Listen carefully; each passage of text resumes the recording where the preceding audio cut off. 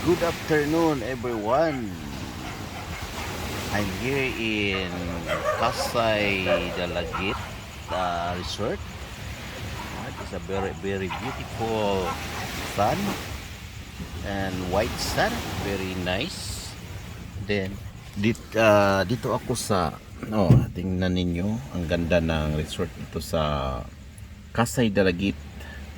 This is the beautiful pieces. This one. And now wala nang tao dito sa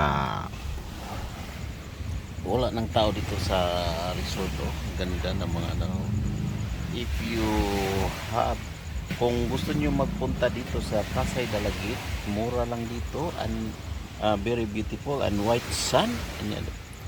Enjoy kayo sa mga bata.